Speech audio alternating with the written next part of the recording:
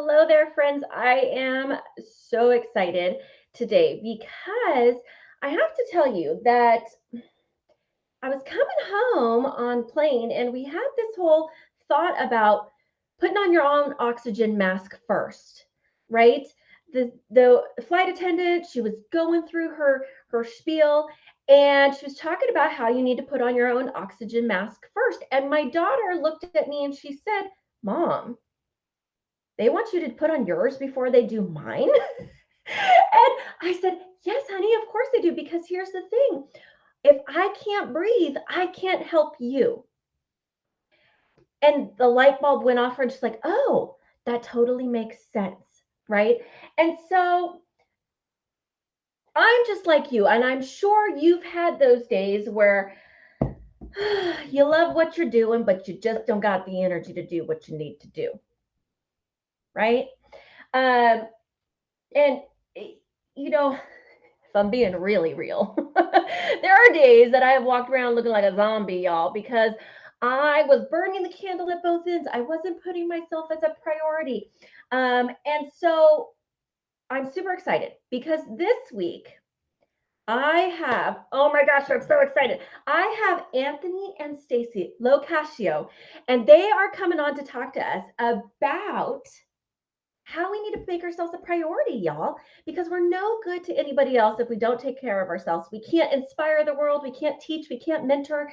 We can't help others if we aren't taking care of ourselves. And we're going to talk about some really like good little tips and tricks and strategies and tangible things that you can walk away with to implement in your daily life, right? So you can always make yourself a priority.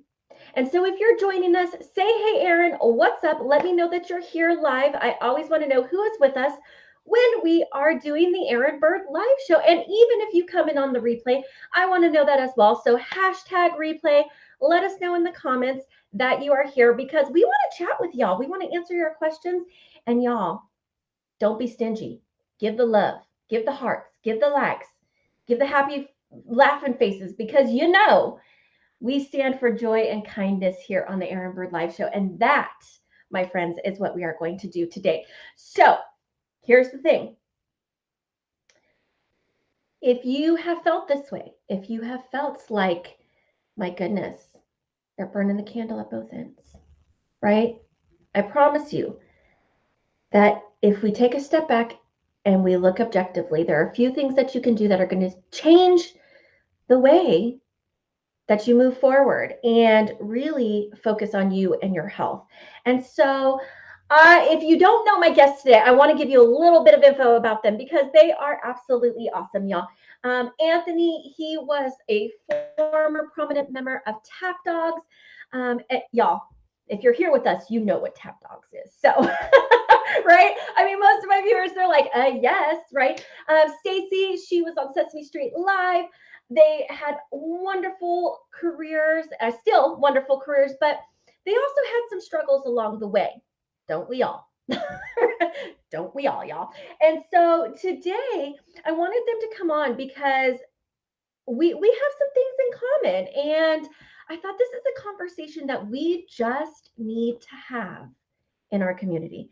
And so if you're joining us, say, "Hey, what's up?" I'm going to go ahead and bring Anthony and Staci in and let them, say hello, maybe give them, talk a little bit more, if you all wanted more in-depth conversation about their background and where they're at. I'm going to get this and let y'all come on in.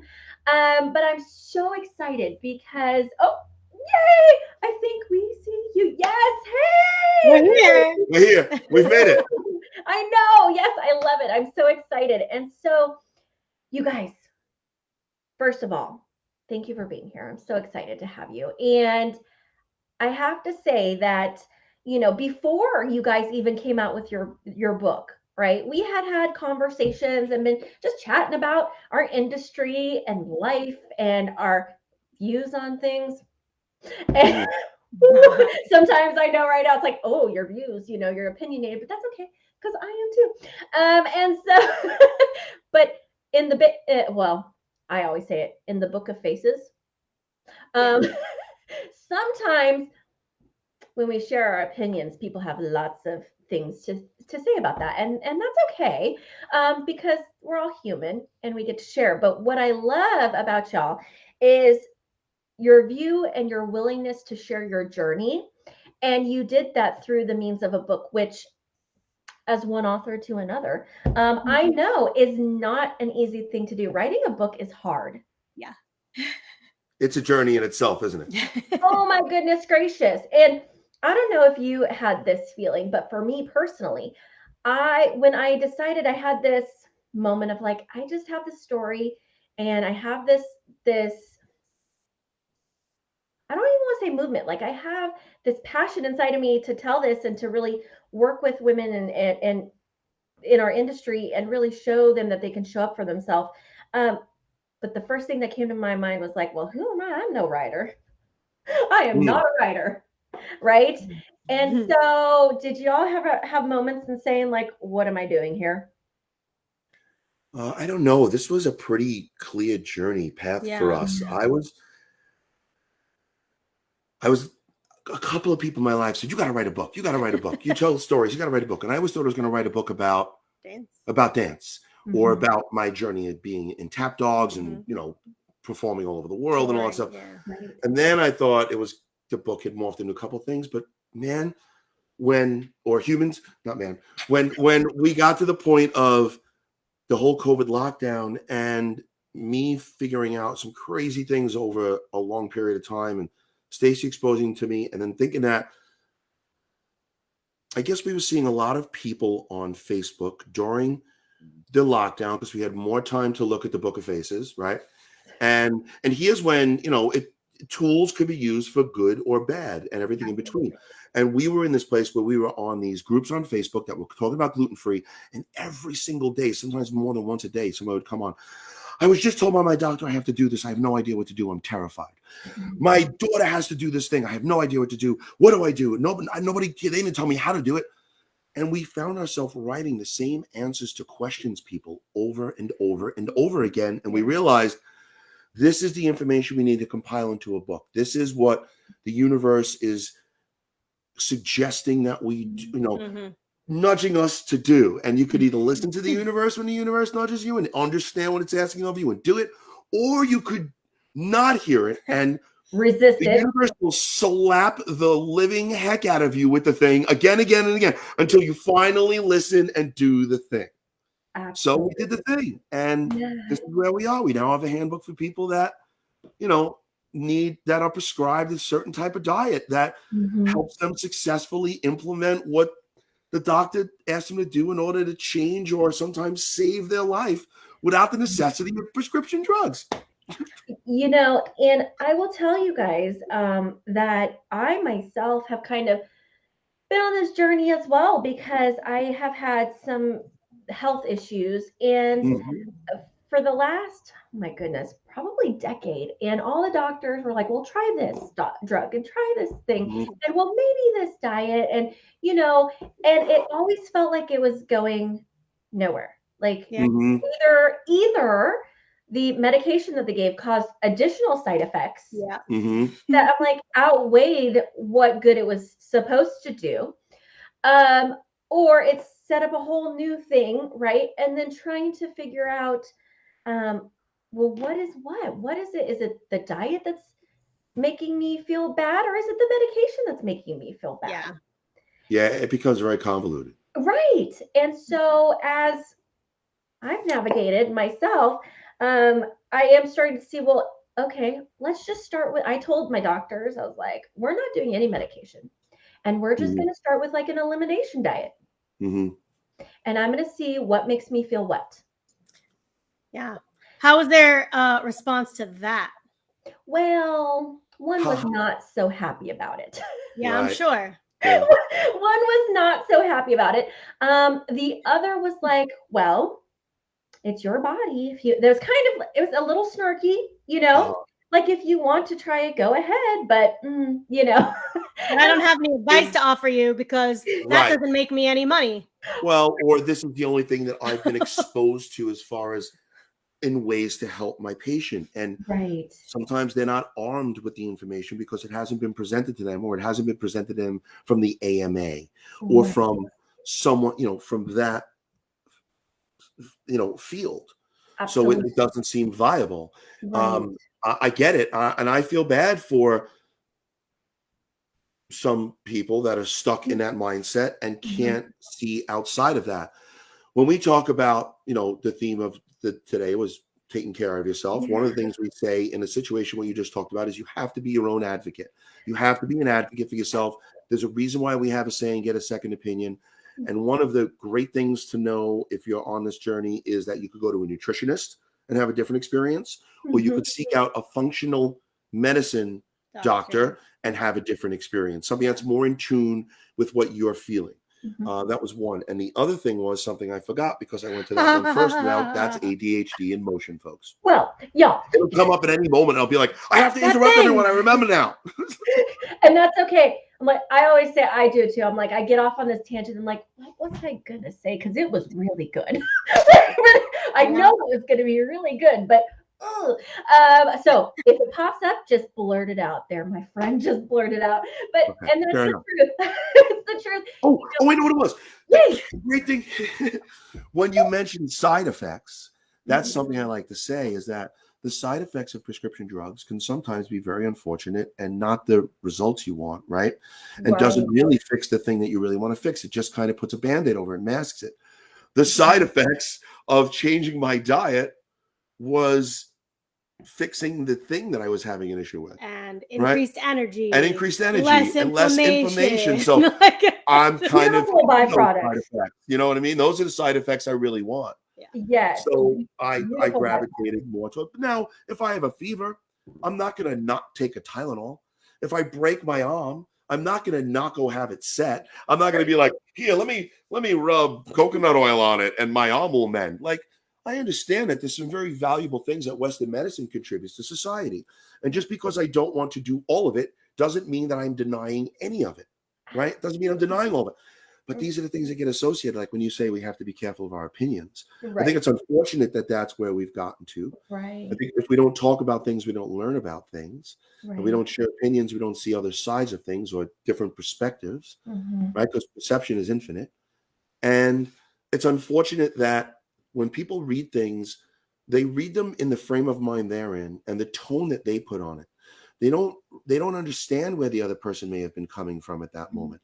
So they wind up saying, oh, I'm sorry I offended you. I was like, you didn't offend me. I don't know why you're feeling like that, but let me reassure you, because that happens all the time. And it's very unfortunate. And I'm definitely an advocate for realizing that and leaving the space for that when we read things, rather than, putting whatever we're experiencing onto reading that thing, because where that was written might have been in a different headspace. It doesn't mean that anyone's not experiencing a true experience. Right. I'm not trying to, invalidate anybody, but perception is infinite. Absolutely. And I think that going back to your point of, we always talk about getting a second opinion. I'm always like, get a third, get a fourth, Yes. you go until you find someone you resonate with. Yes. And that understands you. And so, luckily now I do have a doctor who is like, well, and he admits that he's like, there's this whole generation of doctors who, that's what they were taught, was just to push pharmaceuticals. And he has a different kind of approach. And he was like, before all of this, we got our nutrients from food. And from, we didn't have all the processed food and we didn't have all of that. And so if you take that away, right, your body could do amazing things. Right. And treatments were from herbs, you know, which did eventually morph into pharmaceuticals, but they started bringing chemicals into it and other things that really aren't good for our body. So if you go back to the root of what that medicine does, then, you won't have all the chemicals. You'll just get the great side effects of getting rid of the thing that's bothering you. I think sometimes things get too sophisticated. And and it went from medicine to drugs to pharmaceuticals to, freaking an opium epidemic. Mm-hmm. Right. And now they're trying to revert. I mean, here we go. But they're trying to reverse it. We were just having the conversation. I was having a conversation with someone about how because it went to this epidemic that we're having, and they're trying to rein it, but they're trying to rein it back so much that again, it's crazy. Like, we were talking about my husband had to have surgery, and so they were like, we will give you 10 Tylenol, like extra strength. Like it was not anything. And he was like, okay, which is fine. And so, but they're like, to get a refill, you're going to have to take a drug test. We're going to need to see you in the office. And we're talking about 10 pills here, y'all. I mean, like, it's always from one extreme to the other. Whatever happened to the gray area? Like when I was a kid, gray was my favorite color because I thought it was so neutral and middle, but represented everything at the same time. Absolutely. So we're on both. Yes, everything's extremes. But what I can say is that I love, okay, so I'm going to show right now, you guys. I have their book. Yay. Who does the prescription? What I do love here is that you guys are sharing your stories and how you got there. And do you guys want to, I mean, I don't want to take the thunder here, but I love how you were talking about Anthony. And I love how you got candid, because here's the deal. Some of us don't share those stories. Yeah. It's like, not fun. And so there's a story in here, and you don't have to share it live on. No, that story was a lot. That story, I think, had about 2 more sentences that we thought were really funny. But we were advised by our publisher to rein a lot of the book back. So I love that is still resonating. It still makes an impact, and it still makes an impact. I didn't want to take the impact away because it's very significant. It could have been a greater impact, perhaps. But that's okay. So go ahead. Let's see it. Let's see if you're even talking about what I'm talking about. Go ahead. So I was reading the book, and I'm all about being transparent. And anyone who's in my camp knows that, you see the good. I talk about the bad when life gets messy, how we show up anyway. And you were on tour, and and when you go on tour, you're like city, here you go. And finding medical care, number one, when you're doing that, can be really tricky, right? Because it's especially in the 90s. Yes. And because before that you didn't have telemedicine, you didn't have, which maybe that's a beautiful thing that's come, right now because of technology. When I left for tour, we had flip phones, and we had 3-pound laptop computers that connected to the phone cable. Yes. Yeah. And then that's what I dial-up sound. What's that? You had the dial-up tone. It's like a freaking garbage truck was backing up into your living room. It's like, I just want to get online. Could we mute that part? Like what? How was that? How is that the thing the engineers missed? We couldn't mute that part? Like, come on. No, that was the part that told you that it was working. Yeah. But couldn't we? I mean, tells you the ice cream truck's coming without me needing to have my ears checked when it's done. That thing was like an assault on your sense. Oh my God. So okay, so I'm done. Go ahead. No, it's so true though. It's so funny because oh gosh, I remember that. And so getting medical care in itself was not easy. It was not easily accessible. It was also, we also know that medicine is a lot of trial and error. It's a lot of detective work. It's a practice. It's a process, right? And so true. Good one. I'm like, that's good. Right. And so when you're on tour and you're like, okay, I'm in this town and I got to talk to doctor and that didn't fix it. And now I'm going to the next one. Let's start the process over again.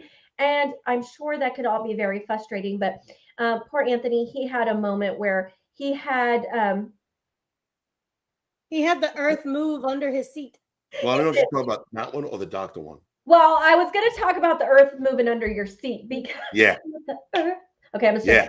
Yes, exactly. See, and that was the thing. I wanted people to understand how horrific it was, but I also wanted them to sing. Yep. I felt the earth move under my feet. Okay, back to the thing. But so this is what happens all the time, y'all.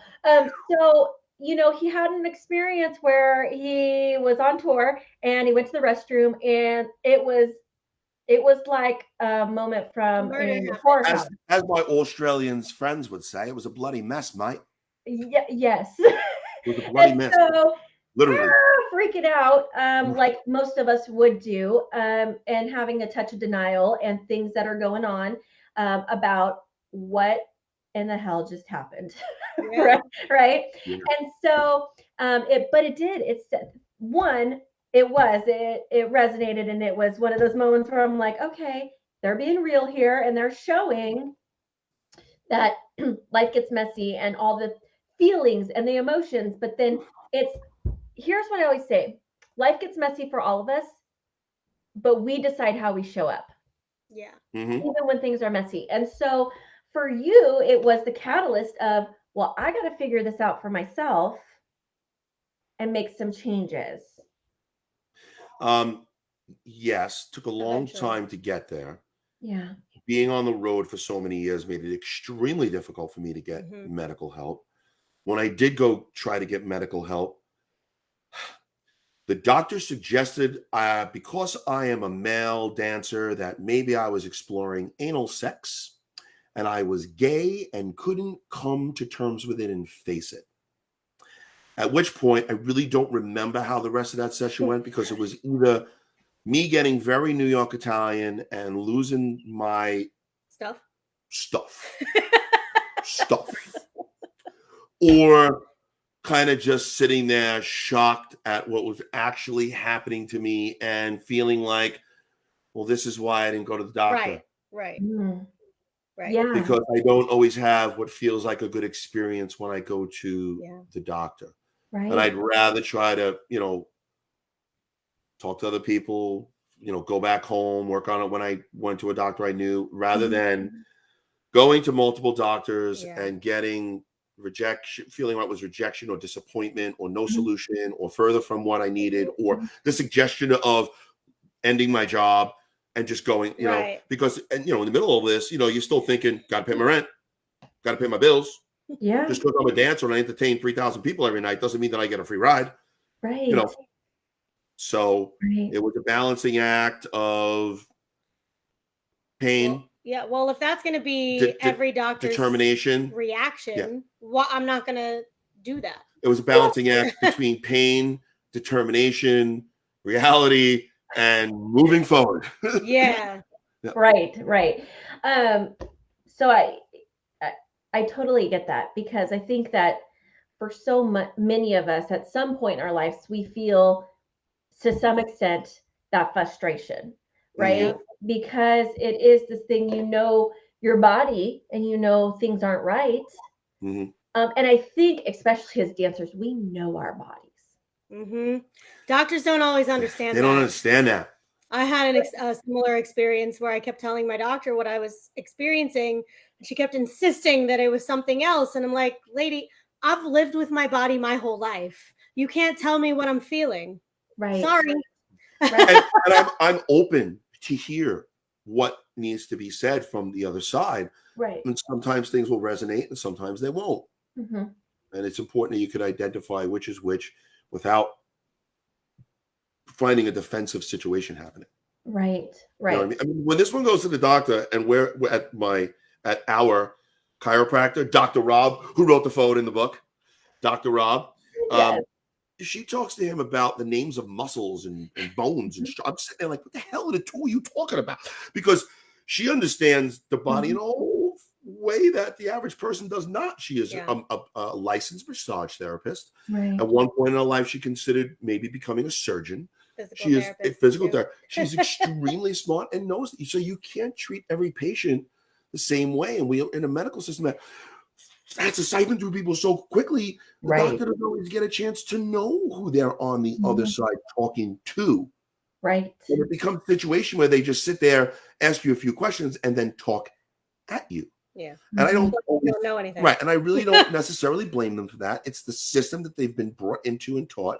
Right. I wish that there was a way around it, but it doesn't seem like, unless you become an advocate for yourself and find that fourth opinion, it's not the norm to treat the patient like that. I get why, but you have to figure out what works for you. And it's okay. It's okay to get up from the table. Yeah. If you don't like what's on the menu. Absolutely. It's okay. It's okay. It's okay. Yeah. Absolutely. I love that.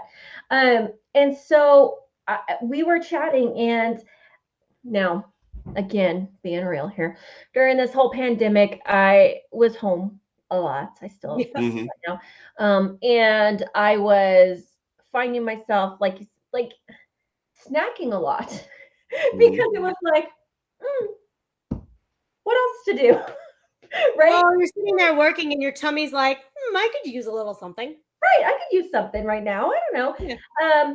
And so, I wasn't watching the scale like I should. And we were chatting. And so what are some things that you guys would suggest as far as like a little tip or trick to kind of manage that or combat that? There's a few. Okay. I think really always it's find what works for you, because the same thing doesn't work for everyone. Right. So like what works for Anthony, the intermittent fasting, doesn't work for me because I have blood sugar issues and I have to have small little things throughout the day to keep my blood sugar very even. So I can't really fast at all. And if I do, it usually becomes a bigger issue than if I just ate the food in the first place. Right. But you also eat more portions, but you eat smaller portions. Yeah. And I pay attention to what I eat. I'm not just eating all fat or all sugar. You know, I'm really eating a lot of protein. I try to make sure I get protein almost every meal per se. And I pick my snacks specifically according to, their makeup. Like a lot of nuts, I'll snack on nuts because they do have a little bit of a higher protein and the fat, which will satiate you, and it'll make your stomach feel a little more full than other types of fats, like non-quality fats, like a cake or a piece of chocolate or something like that. And then when you do have those things, knowing what's in them is really important. But I'm really careful what I allow into the house in the first place. Yeah. I forgot how much I loved fruit until I went back on this journey. So I started keeping fruit around. Yeah. It's really nice. It comes in its own package. You want to take it with you, you throw it in your food go bag, right? Because that's something we write about in the book that you like. Yeah. Hashtag food bag.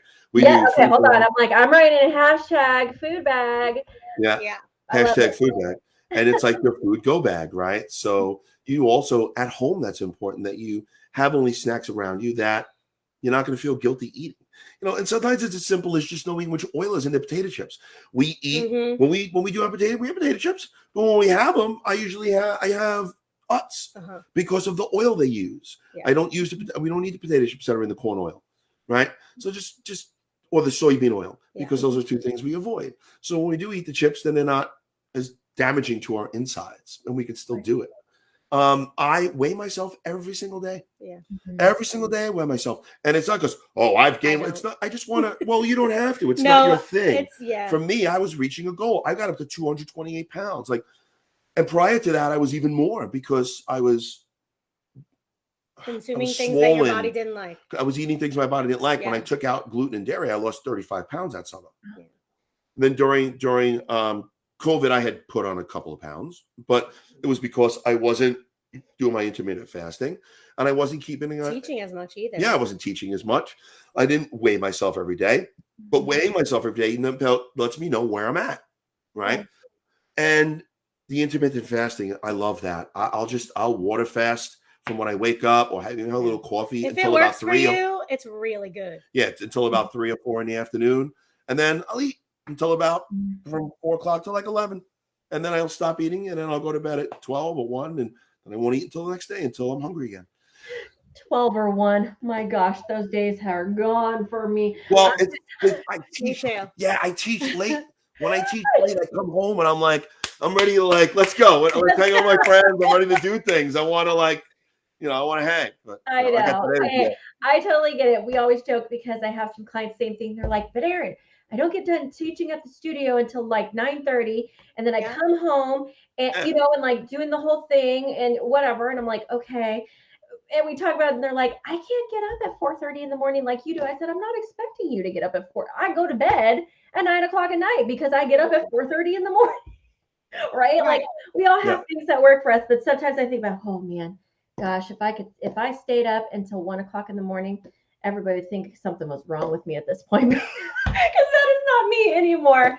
Oh, grandma, call me grandma. No, but but it works for you, and I know that for a lot of people, intermittent fasting is a really great way, and it just reminds you, lets you like reset your gut. And I personally, I think that start with some green tea and lemon in the morning and like get yourself going through the day, right? So I love the food bag. And you guys, I'm sharing here with you guys that after I read that and we chatted about it, I started because I was thinking about all the snacks that I was consuming and not all of them were great. Let's be honest. And so I started creating my food bag that it was just like, this is what I get to choose from today.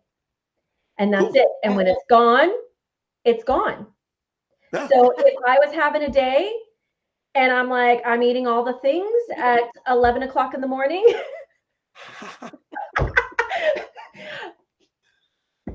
that was my choice. Yeah. Fair enough. Right? And then I just had to deal with my choice. But it really made me become more mindful. Right. Myself up. Right. Exactly. And really getting into mindful, but also helped me start documenting like hormones and things like that were causing certain things to happen. And how that affects me daily. And what that looked like. And so for anyone who is like, oh my gosh, I'm snacking my life away. Or I always say, I'm eating all my emotions today. Put it in a thing, control what you can eat, but it definitely is helpful. One of the things, I don't know if you remember how much you remember from the book, but do you remember us talking about read everything? Yes. Yeah, read everything. When I started this journey, the very first thing I did was take out one thing, high fructose corn syrup. And when I found out how many things had that and how much I was eating of that and putting in my body every day, I couldn't believe it. And when I took that one thing out, I felt calmer. I didn't feel like I didn't have these manic as much as I used to. The roller coaster wasn't as steep and high, and and it just drastically changed. And I realized like they put high fructose corn syrup not only in everything, but like in cough syrup and cough drops. And like it's the last thing you should be putting in your body when you're sick. And it's in what we think is medicine. Oh wow, we did that together. Medicine. Oh my gosh, y'all did it without even knowing. Medicine. Yeah. So I hear you. I hear you on that. And that I could offer that thought was something I remember very clearly going through and experiencing on this journey. Yeah, I love it. And I do agree. I think that when we do start to read everything and dive in and take the time, it is kind of shocking. Like, how much is in things, or when you're reading things, you're like, I can not even read this word. And what is it that they have just put in? Right. And then you look it up, you're like, oh, that's just another form of glucose, sucralose, amylose, no more lows. Right. Eliminose. Right. And then it's like, okay. Yes. So you guys, okay. So for everybody who's watching, Anthony and Staci have been so sweet because we were talking about recipes and things that, and diary, like having a food diary, because that is really essential to figuring out. Shauna says that's like gluten. It's in everything. Toothpaste even. Yeah. Yes. Toothpaste. Be careful. Oh. He's gonna go get the toothpaste. I love it. I mean, it's from the product show sometimes. Yes. Right. And I'll tell you what. The question is, do you have these on an Amazon affiliate link? No. You know, we have some of them. Yeah. Like if you go to our website, there's a whole list of Amazon affiliates. Yeah, and it's super important because it costs money and time and health to discover these things, right? So I love sharing the brands of things.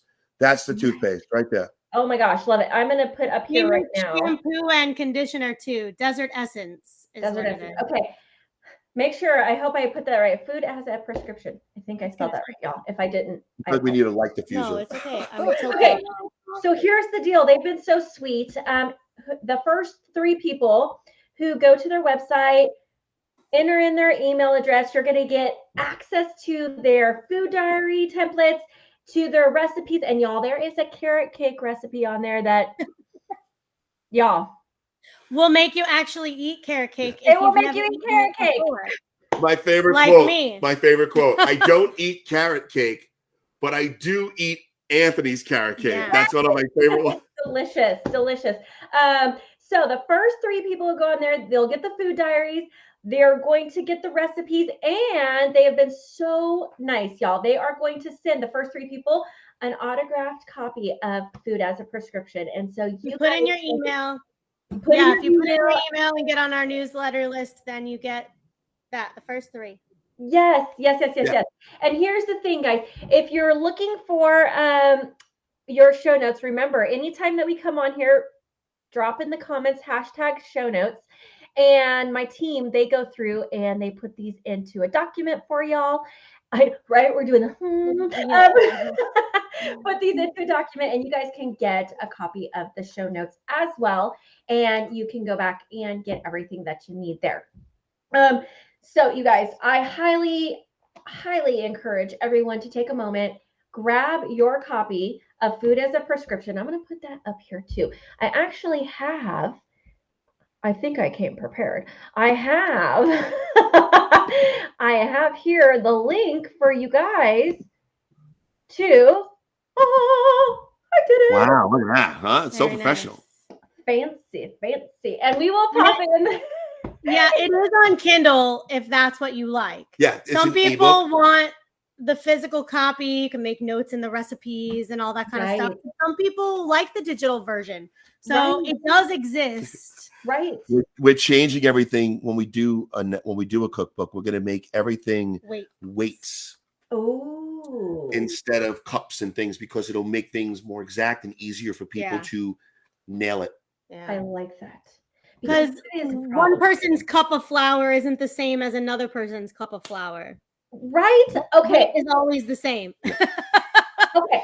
And let me tell you, so many times, because I started logging my food through like an app that's connected to my scale and stuff like that. Cool. And it's interesting because they have things that are kind of in there, and I go to click it and it's like, well, was it, and I don't know. It's sometimes the measurements that they give you. Yeah. Like, no, this is like, why are you putting this in fluid ounces when it's a berry? Like, or like, you know what I mean? Like, it's stuff like that. Sometimes I'm like, what were y'all thinking there? But wait, somebody missed something. And it's they need a bucket full of goldfish legs, 6 rooster eggs. You know what I'm saying? I love those. You need a bucket full of striped paint. Oh yes. Yeah. In order to make the recipe. Where the hell am I going to get a bucket full of striped paint? Right. Well, figure it out. There have been those things too. I'm like, where am I going? Where am I going to find this thing? Right. But luckily enough, I do live in an area that we have resources. And I can say I am pretty lucky because we live in the hub of agriculture, and we feed most of our country here from the Central Valley in California. And so we have really great farmers markets, and it's so good. Yes, I love that. I loved that when I lived in California. I was like, oh my God, all the best produce is here. Bring it. Yes. Yeah. So we are really lucky. And I know that. And so, and I love it. We go to our farmers markets. You could go any day of the week. There's a farmers market going on, right? Anywho, I just want to say thank you guys so much for coming on. We've had so much fun. Or I've had fun. I hope that y'all have had fun. I know over here. Oh, we have it done. They've already gone on. We've had some friends who are going to come on. And even, guys, remember, even if you come in on the replay, drop it in the comments, #replay, and you can still go over to their website, get all the goodies. And if you're wanting copies of the show notes, drop in show notes. I'm going to say thank you, as always, for coming on. I loved having you guys here. I'm looking forward to seeing more recipes come. All the things that are coming in the future. We won't share those quite yet. But, of course, I would love to have you back on next time. Yeah. So we could share all those fun projects that you're working on. Sounds good. Thank you so much. We appreciate that. And thank you for doing things like this so that word gets out to the people. Well, absolutely. Here's the thing. I truly believe that we're better together, right? And that sometimes we think, or here's my standpoint. Sometimes I think, oh, well, of course they know that, right? Or of course, but the truth is that, like you said, maybe they've never been exposed to an idea or a thought or a product. Yeah. And so this is how we share with the world, with our community, all the amazingness that we're able to have. And so I love being able to do this and just chat, and I learn things, and I think we should always be learning. And so that's why I love those who share. And so thank you for sharing food as a prescription with the world, because I think that it definitely is changing the lives of so many people and allowing them to see that there are other viewpoints and other ways about approaching your health and your self-care. And so I want to say thank you so much. I appreciate you guys, and y'all do not miss out on grabbing those goodies. I am looking forward to going and getting some more recipes from them as well and trying those out. And you guys, here's the deal. If you try out, especially the carrot cake, we want to know. But if you try out the recipes, come back into here and in the comments and let us know how it went for you. We want to know. Yeah. And tag us on social media. Yeah. On social media is Loca Foods, LOCA Foods. Inc. Loca on Foods, Instagram. Inc. Okay, Loca Foods Inc. Yes. On Instagram and Twitter. Instagram and Twitter. Yeah. Okay. We're both on Facebook. We do have a Food as a Prescription page, and we have a Loca Foods Inc. page on Facebook. Yes. Awesome. All right, guys, I'm going to leave you all there. I hope that everyone has a fantastic day, and take care of yourselves and put your oxygen mask on first. Yep. That's right. Bye. Yes, bye. Bye, friends. Thank you.